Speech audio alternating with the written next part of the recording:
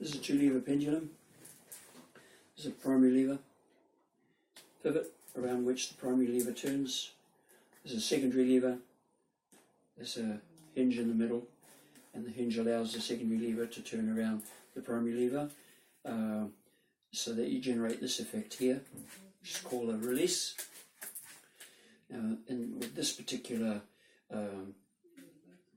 device, I've designed the hinge so that the 2 levers stay in plane with each other.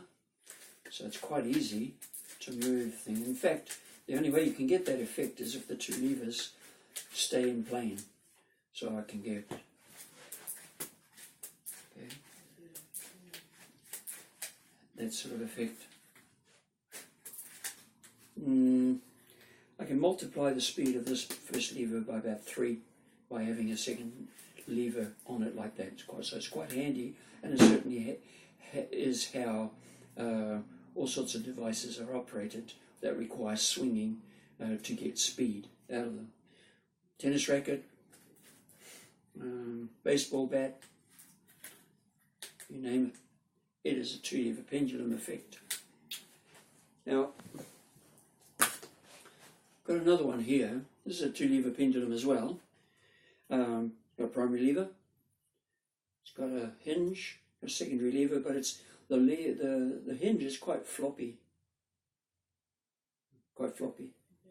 And it's difficult to swing these 2 levers in plane to create the effect that I had with that other one. I can do it in the vertical plane, obviously, because that's just using gravity to stay in plane. So that's quite easy. I can develop the skill, a bit like nunchucks. I can develop the skill of just maneuvering that second lever into plane, then releasing it. So that you just you feel it, bang, yeah. And that's much more like the golf swing, because the golf swing has 2 levers in it, wherever they are. There's 2 levers in it, but there's a fair range of movement in the middle, and you somehow have to maneuver that second lever into plane with the first one so that a release can take place. Now that's only part of the problem, but at least that's one aspect of the problem that's very important. There's a second aspect. I'll demonstrate it using this little contraption here. We used to use these when we were kids.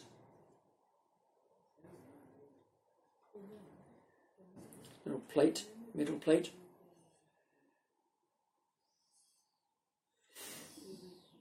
See, using a couple of piece of string and through the middle there, I can make that plate rotate, and as it rotates exactly at 90 degrees to the axis of rotation. Gyroscopic effect. That's all it is, precision. But that happens in the 2-lever pendulum as well, and that's been ignored in all the theory. So I just want to demonstrate a couple of things. It seems to me, in a 2-lever pendulum, in this one here, there are 2 aspects. First of all, there has to be a plane for it to release on. Fine, it has to be there.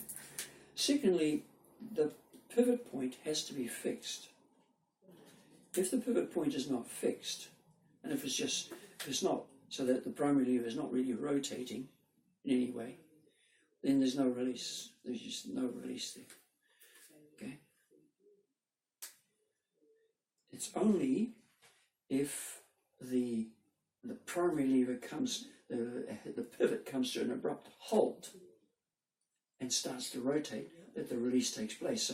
So if these were, for example, the 2 levers in a golf swing, if the 2 levers were there and the pivot point came to an abrupt halt, the golf swing would release there. If they were here, it would release down here.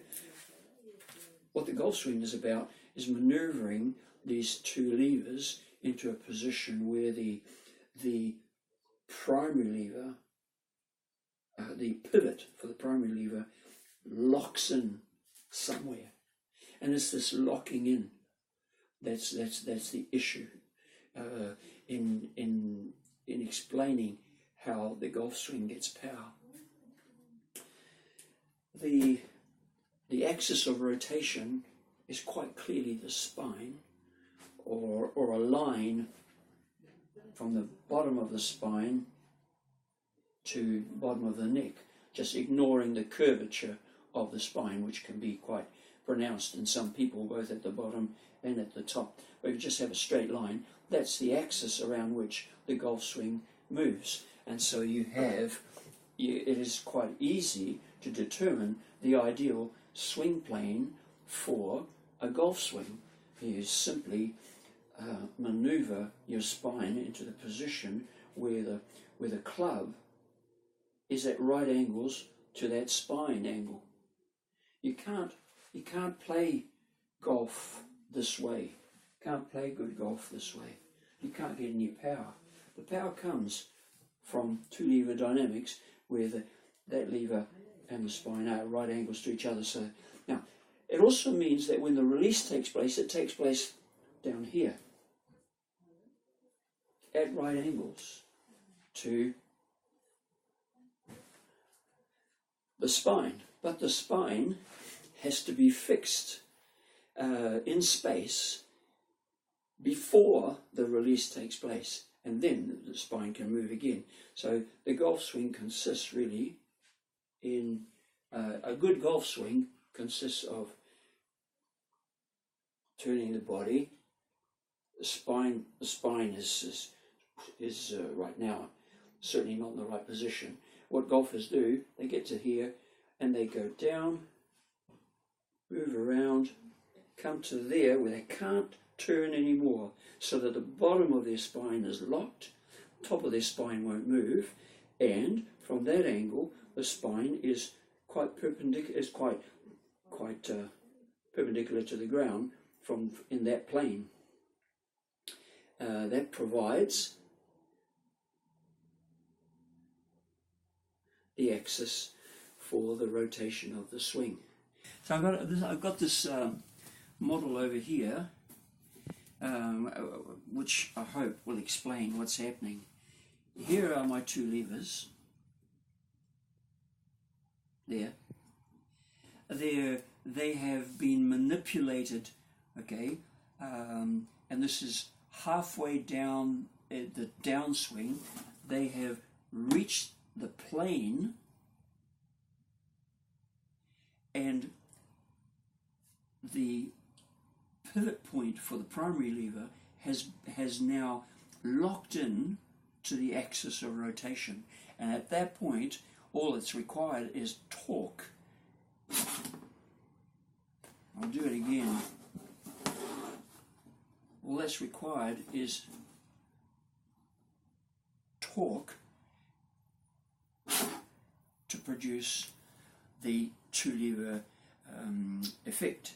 But it happens down here. Like this. There. It happens from there to there. That's where the release takes place.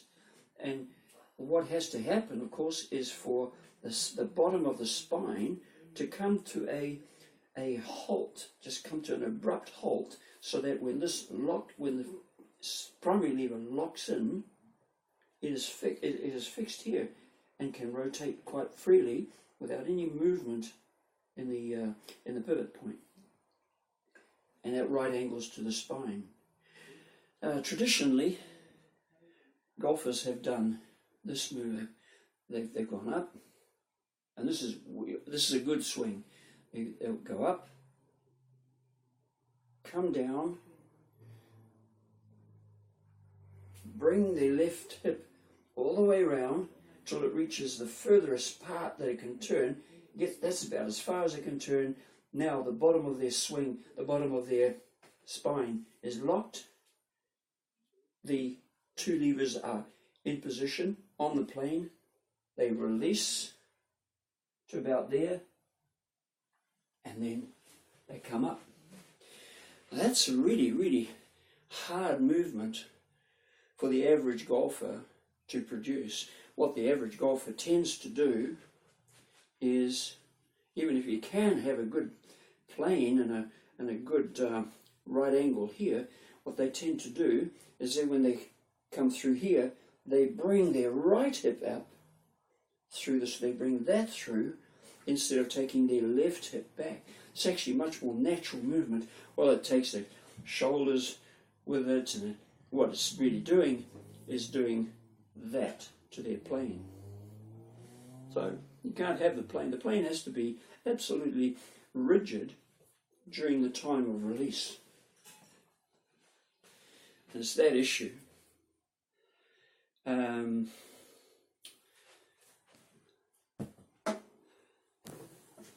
Just as an aside, this applies to tennis as well. Traditionally, I learnt tennis this way. You drive your foot forward and go through. That's their shot. Right. Today, what's more likely to in a good shot, you turn your body to the opponent really, and you seek out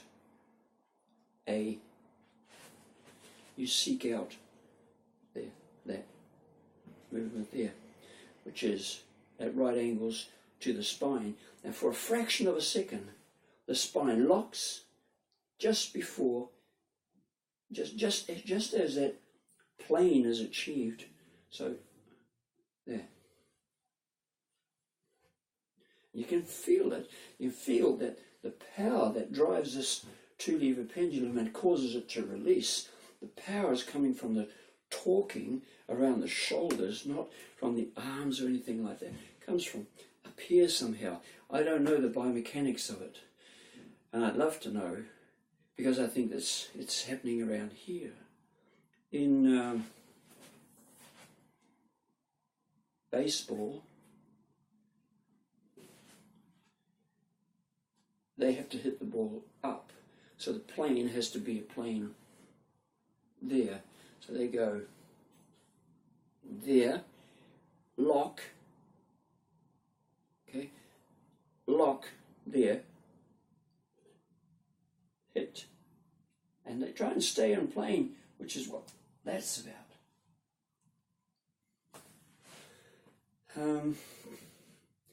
It's all that stuff.